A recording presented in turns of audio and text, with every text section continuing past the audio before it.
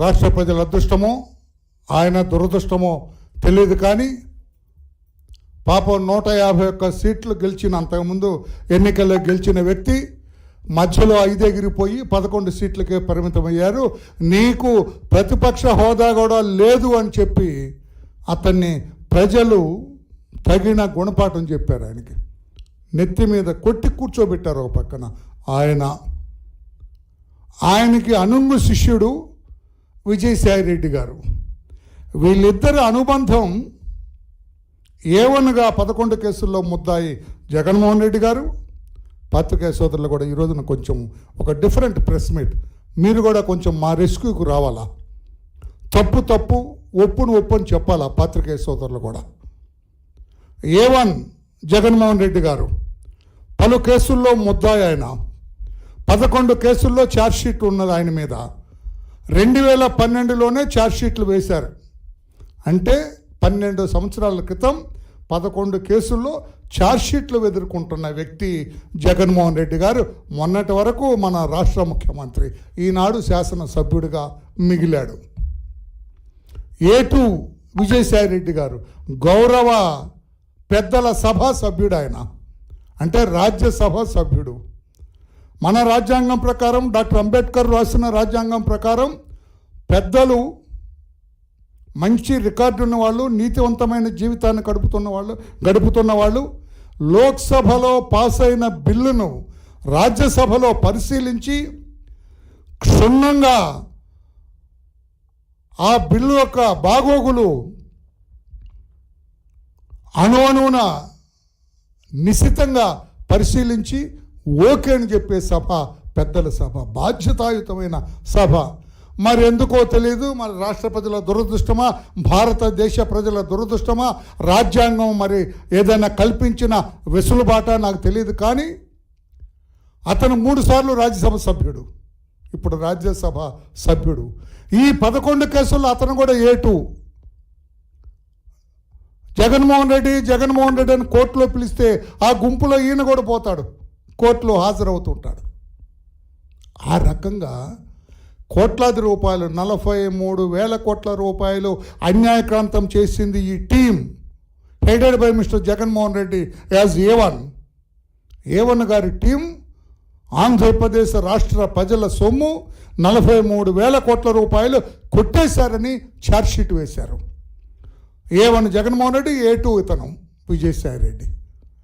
12 సంవత్సరాలుగా ఛార్జ్షీట్ వేస్తే అది దురదృష్టమా, లేకుంటే న్యాయస్థానాల ఉదాసీనత, లేకపోతే న్యాయస్థానాలు చూపించవలసినంత చొరవ చూపించలేదా, తీసుకోవలసినంత జాగ్రత్తలు తీసుకోలేదా? నేనైతే న్యాయస్థానాలని తప్పు పట్టాలనేది నా ఉద్దేశం కాదు, కానీ 12 సంవత్సరాలుగా విచారణ లేకుండా ఇష్టం వచ్చినట్లుగా తిరుగుతున్నారు ఈ ఇద్దరు ముద్దాయిలు కూడా.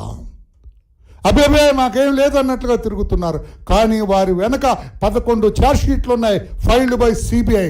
ఆ చురుకంటాం చూడు, అతని వెనక గురివింద గింజకి నలుపున్నట్లుగా వీళ్ళ వెనక ఎంత చరిత్ర ఉన్నది. 11 కేసుల్లో ముద్దాయి జగన్మోహన్ రెడ్డి అన్న ఆలోచన అతనికి ఉన్నదా లేదో నాకు తెలీదు.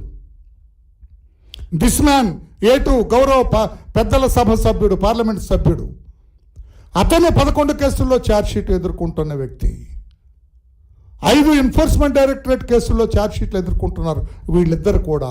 మాకేం తెలీదు, మేము ఏదో అంటారు నీతి పూసలమా నెయ్యి పూసలం అంటారు, గ్రామీణంలో మాట్లాడుకుంటారు. ఏ తప్పు చేయని వ్యక్తుల పవిత్రులాగా బాహ్య ప్రపంచంలో తిరుగుతుంటే బాధేస్తుంది నాలాంటి వాడికి. వాళ్ళు ఎలా తిరుగుతుంటే ఇంతవరకు ఎందుకు ట్రయల్ స్టార్ట్ అవ్వలేదు, ఎందుకు వీరికి శిక్ష పట్టమో లేకుంటే నిర్దోషిగా బయటకు రావటం జరగాలి కదండి. 12 సంవత్సరాలు ఇన్ని కేసుల్లో విచారణ జరగకుండా వీళ్ళు ఉండటం ఏమిటి? నేను గౌరవ సుప్రీంకోర్టు చీఫ్ జస్టిస్ చంద్రచూడ్ గారిని ప్రశ్నించటం లేదు, నేను గౌరవంగా విజ్ఞప్తి చేస్తున్నా. What is this sir? మీ గురించి, మీ కుటుంబ నేపథ్యం నాకు తెలుసు. నీతి నిజాయితీ కలిగిన కుటుంబం, న్యాయశాస్త్రాన్ని అవపోసన పట్టిన కుటుంబం మీది. కానీ ఇదేంటి సార్, 12 ఏళ్ళైనా కూడా ఇతను కోర్టుకు వెళ్ళలేదు సార్. నా మీద విచారణ చేయండి అని అడగడేం సార్? కోర్టులు ఏమైనా ఈ కేసులు మర్చిపోయినావా? కోర్టుల్లో ఏదైనా ఈ పేపర్లో తగలబెడతారు చూడు, అట్లా ఏదైనా చేసి వీళ్ళ కేసులు లేకుండా ఉన్నాయా? లేదంటే కోర్టుకి అటెండ్ అవుతున్నారా? నాకైతే అంతు పట్టడం లేదు. ఇదే if this is with some other ఎక్కువ,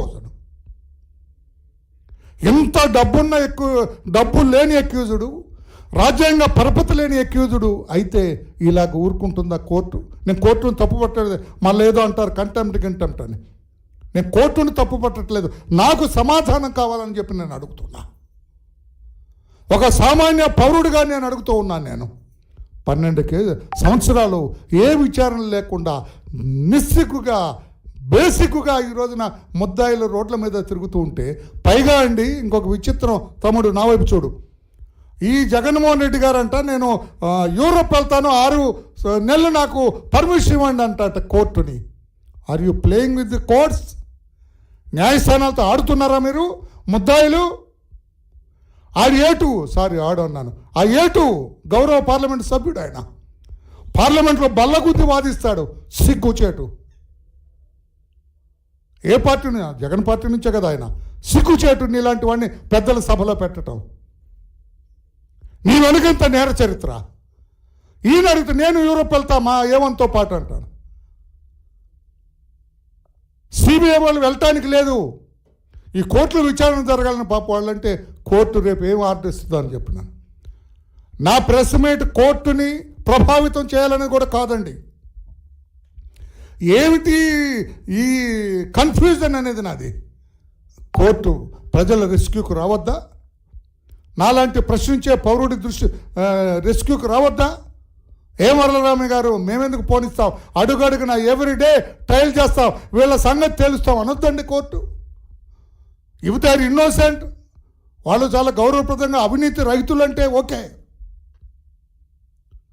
కోర్టు విచారణ జరగకుండా 6 నెలలు ఆయనకు పర్మిషన్ ఇచ్చి 3 నెలలు ఈయనకు పర్మిషన్ ఇచ్చి వీళ్ళు యూరోపియన్లు ఇప్పటికే పెద్దలందరూ కూడా నేర చరిత్రలు అందరూ లండన్లో దిగుతున్నారట. జగన్మోహన్ రెడ్డి గారు లండన్లో ఉంటాడట, ఇక్కడి నుంచి ఎగిరిపోతే ఇక లండన్లోనే ఉంటాడట. ఏంటండి కోర్టు ఈ నేరస్తులకి